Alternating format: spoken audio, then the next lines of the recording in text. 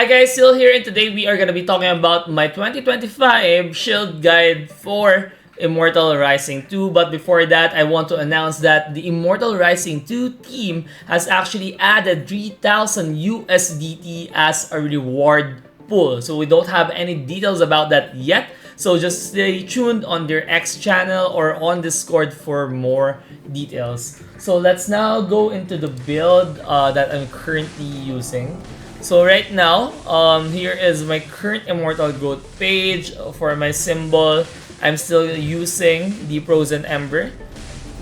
I'm using Trench Warfare, Phalanx, Blade Dance, Challenger. This is for fighting against bosses, but if I'm not fighting against bosses, what I'm actually currently using is Overpower. Then lastly, Cold Snap. The main reason I'm using both Frozen Ember and Cold Snap is that I have used the Frost element. So if you guys are using a different element, just make sure to change depending on which element you guys are using. So if Lightning, you are gonna go for Thunderbolt, and if I'm not mistaken, Static, Thunder Strike. Then for Fire, you are gonna be going for Pyromania and Blazing Fury. So for me, since I'm a Frost user, I'm using Frozen Ember and Cold Snap. Next is for the Paragons. My Paragon is always max on attack power. Go for weapon skill. Here's the priority. Again, attack power, weapon skill damage, weapon skill penetration, critical hit chance, attack speed. But if you're gonna be choosing between the two, if you're not yet that leveled up, go for attack speed first. It gives you more damage. Then you go for critical hit chance, and you proceed with critical damage afterwards. For Awakening, here is my options. You always go for attack power in this slot. The reason for you choosing attack power over anything else is that on the Awakening section, this is really more on multiplying the stats and everything. And for equipments, this is more on just additive. So if you have attack power here on Awakening slot, this is gonna be really huge. It's gonna be amplifying everything else. While for equipment slot, what I really want to target here is like the melee damages or the weapon skill damage. But I'm gonna go through that later. For Crystal of Life, I was actually aiming for an SSS HP. I already had the SSS regeneration, but I don't think it's really important, especially on the meta of the arena right now, wherein you have like infinite HP, you have an infinite damage. You don't really need regen on the game so far.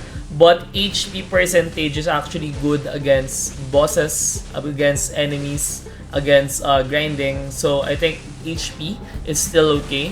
But I also saw some people doing range damage, skill damage taken, magic skill, or melee damage taken. So more of those builds are really geared towards PvP. You don't need HP in PvP since everyone is immortal. But for me, I have taken this one first, weapon skill damage, because it's gonna be negating most of the damages coming in from enemies in arena. But I'm gonna be transitioning towards HP percentage, SSS, or probably weapon skill damage, or the other ones. Then for Crystal Blade, I think the only option here is really weapon skill penetration. Not to really be bad about everything else, but weapon skill penetration gives you the best possible damage for this, and that is nothing to contest for. Then for the other ones, this is what I had. I'm still aiming here for Evasion SSS, but any SSS would probably do well here. For this one, I'm actually going in for Block Chance. That's good in Arena. Then for Crystal of Wisdom, it's always gonna be the element that you are using. So for me, it's an SSS Frost attribute damage. Next is for the equipment slot.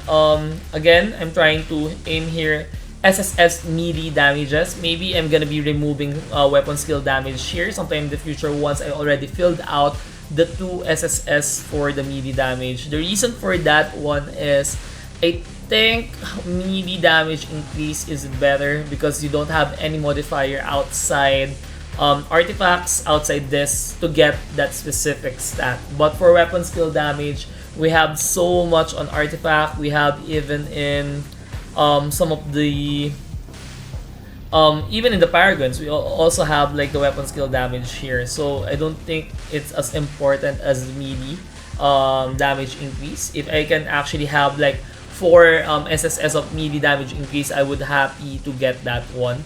For ring slot, I'm aiming for 4 HP. For the bracelet slot, I'm aiming for 4 weapon skill penetration. I have skill damage here. I actually locked that one in because it's an SSS. But I think weapon skill penetration is still the best, and probably an SS weapon skill penetration is actually better still than a critical damage. For me, I don't really see the damage increase that much on a weapons on a critical damage, so I need the penetration to really go for the bosses.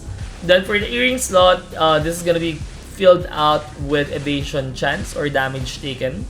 Next place is still gonna be all on your elemental attributes, so for me it's frost. Then for stigma, it's gonna be block chance for me. As for my skills, this is the sequence of what I have on my skills. It's frost, lightning, and dash. For frost, my passive is on the left. It's spicy icicle because I don't use the taunt of my shield. For the mix of my frost and lightning, it's gonna be on the left side.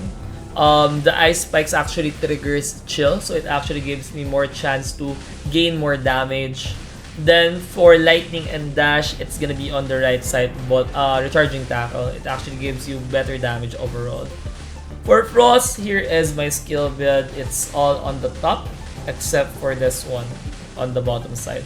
But I'm still experimenting if I'm gonna be switching over this one, because it's gonna give me the ice orb that chills the enemy out. And since on the final or on the SS part of my frost skill, it actually removes the frost status, I think I have to get more procs with my frost.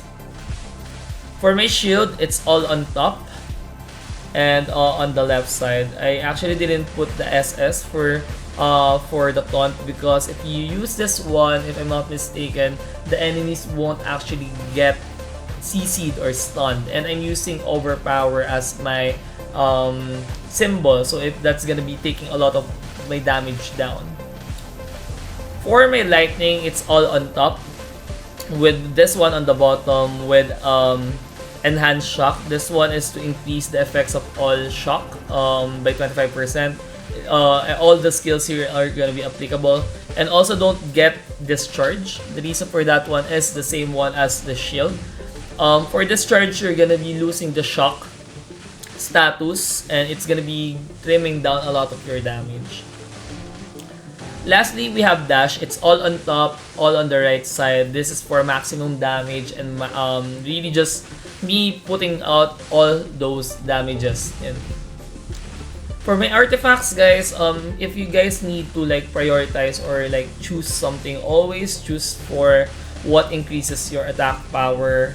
HP is also okay. It gives you more time or more chances to grind it on the boss levels. But again, it's always gonna be the attack power for me and the weapon skill damage and the critical damage. And this is also one of the reasons why I actually didn't want you guys to really spend that much option on the critical damage and weapon skill damage, because you can really get it on the artifacts. But for the melee damage increase, you really cannot get that anywhere. So if this is additive, it is going to be adding towards all the stats that you have.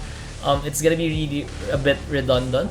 It's going to be like a minimal addition instead of a multiplier in terms of damage. Because if I'm going to relate this on my experience with Ragnarok, if you have like all these different modifiers, it just multiplies to each other rather than just adding it up. So yeah, I think I covered most of the builds that I'm currently using for my shield build. Currently, I'm 322J. I'm still aiming for more. If you are going to be prioritizing towards which equipment you are going to be upgrading, I think the path is going to be still weapon, bracelet, ring, then everything else. Unless you are doing magic. If you're doing magic, I think bracelet is also a good item for you to change off. I'm also planning to explore sometime in the future the combination of the physical equipments and the magic equipments, because the magic equipments gives you more CDR, it gives you more skills to actually throw out. So that's it. And I guess that's personally it. Maybe I'm gonna be sharing my arena build sometime in the future. I actually started late on the arena. If you guys have been playing arena, please make sure to always level up your training hall. Make sure to never skip an arena day, because you are gonna be losing a lot of progress. You are gonna be losing a lot of experience. I think I have personally experienced that one, because I've been quite on a lie low for the past 3 months, and most of the peers or most of the competitors that I'm facing against have really high level here on the training hall, so they are actually ahead of me in terms of stats. But I'm gonna be catching up to that one. I'm gonna be compensating for that one. I'm going to aim for the leaderboards once again eventually. Currently I'm on top 192 of all the players that I have been through.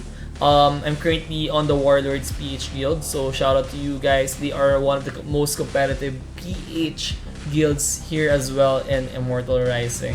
So yeah, that's it for me. This is my current damage. Top damage is letter U. I'm aiming for higher damage, so make sure to subscribe, like and subscribe to follow my journey here in Immortal Rising, to follow on how I'm gonna be improving my build. And I'm not sure if I'm allowed to say this, but I think Spear is about to come real soon. So maybe I'm gonna be switching to Spear. Maybe, I don't know.